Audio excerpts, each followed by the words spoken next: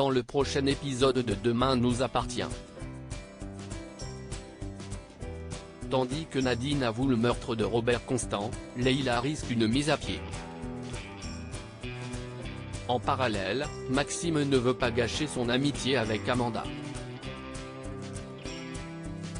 Capture d'écran TF1. Attention, les paragraphes qui suivent contiennent des spoilers sur l'épisode de Demain nous appartient diffusé demain soir sur TF1.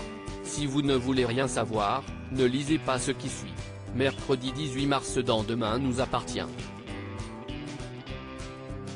Nadine avoue avoir tué Robert Constant. Aurore informe Martin qu'elle a retrouvé une vidéo contenant les aveux de Daphné Pastore. Dans celle-ci, elle raconte que Nadine Barrault faisait pression sur elle depuis plus de 20 ans car elle savait ce qu'il s'était réellement passé le jour de la mort de Robert Constant. La nuit du 30 mars 2000, Daphné atteste que ce n'est pas Milo Calvini qui a tué le policier mais bien Nadine. En effet, Robert essayait de la violer quand Milo est intervenu pour la défendre en le poussant en arrière. Bien que sa tête ait heurté violemment le sol, Robert était encore vivant lorsque Nadine est arrivée sur les lieux. Elle s'est alors emparée d'une pierre et a achevé son collègue. Sous le choc, Martin a du mal à croire que Nadine ait pu faire une chose pareille car elle était l'amie de son père. Toutefois, comprenant qu'Antoine a peut-être dit la vérité depuis le début, le commandant Constant souhaite obtenir des réponses claires et donne rendez-vous à Nadine pour aller boire un verre en fin de journée. Pendant ce temps, Souleymane aimerait pouvoir rester avec Rose si son père venait à être incarcéré pour le restant de sa vie. Même si légalement elle n'a aucune autorité sur l'adolescent, Rose accepte et promet d'appeler Lou pour trouver une solution. Aurore les interrompt et les avertit qu'un nouvel élément dans l'enquête pourrait innocenter Antoine. Heureux, Souleymane prend sa belle-mère dans les bras et la remercie pour tout ce qu'elle a fait pour eux. Plus tard, Lou, qui rend visite à Antoine, indique qu'il a été mis hors de cause et qu'il sera libéré le lendemain. En fin d'après-midi, Martin rejoint Nadine. Après qu'il a révélé et détenir une preuve de Daphné attestant de sa responsabilité dans la mort de son père, le policier demande ce qui a motivé son geste. La commissaire confesse que Robert était un salaud qui rackettait les commerçants et passait à tabac ceux qui ne payaient pas. À cette période, Nadine débutait sa carrière dans la police et a vécu un enfer en étant au courant des agissements de son collègue. En effet, Robert la forçait à suivre ses méthodes mais aussi à coucher avec lui pour obtenir des promotions. Elle admet avoir été obligée de céder à plusieurs reprises et affirme que ce sont toutes ces raisons qui l'ont poussée à le tuer. Pour se protéger et éviter la prison, Nadine a donc menacé Daphné puis fait accuser Milo Calvini de son meurtre.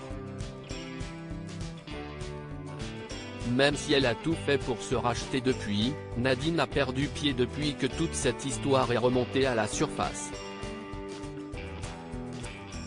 Alors que Martin explique qu'il va devoir l'arrêter, Nadine exclut d'aller en prison et sort son pistolet en le suppliant de lui laisser du temps pour prendre la fuite. Mais Martin ne l'entend pas de cette oreille et rétorque que lui n'est pas un flic corrompu. Dos au mur, Nadine arme son flingue tout en le pointant sur lui. Leïla risque une mise à pied d'après avoir obtenu l'autorisation de sa mère pour sortir vendredi soir. Nour provoque Samuel en sollicitant sa permission pour passer la soirée avec son petit ami. Sentant que les problèmes pourraient reprendre de plus belle, Leïla leur ordonne de régler leurs différends au plus vite car elle ne supportera pas une dispute de plus. À l'hôpital, Samuel, qui se plaint à sa compagne du comportement de sa fille, signale qu'il ne se sent pas chez lui et insiste pour que l'adolescente passe plus de temps chez son père. Refusant d'en entendre davantage, Leila répond que s'il n'est pas content il peut aller vivre ailleurs.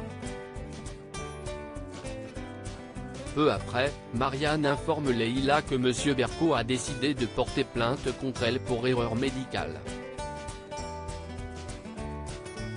Tandis qu'elle risque une mise à pied de 15 jours, le docteur Delcourt garantit que le conseil d'administration ne la lâchera pas.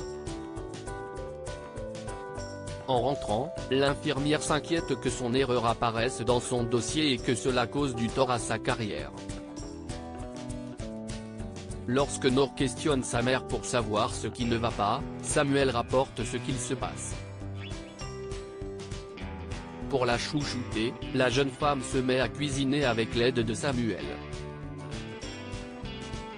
Maxime ne veut pas gâcher son amitié avec Amanda ayant plus aucun symptôme lié au manque de tramidon.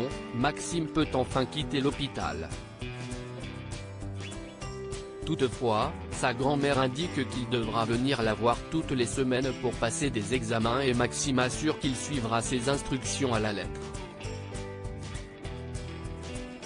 Il se rend ensuite à la salle de sport et annonce à Fred qu'il abandonne le triathlon car il a déconné avec les opiacés. La compétition n'étant pas faite pour lui, le fils Delcourt désire continuer le sport mais sans pression. En apprenant que c'est Marie qui lui a fourni du tramidon, Fred la vire immédiatement. Remontée, elle affirme qu'elle n'est pas une dealeuse et qu'elle a tout simplement voulu l'aider à surmonter sa douleur. Alors qu'elle révèle qu'Amanda l'a empêché de le voir, Maxime estime qu'elle a voulu le protéger et qu'elle est une véritable amie. Par la suite, Maxime se dirige chez l'infirmière avec un bouquet de fleurs pour la remercier. Pour Amanda, ils forment une belle équipe et seraient bien ensemble mais Maxime ne veut pas gâcher le lien qui les unit en confondant sentiments et amitié. Même si Amanda se serait bien vue avec lui, Maxime certifie qu'elle finira par trouver le bon.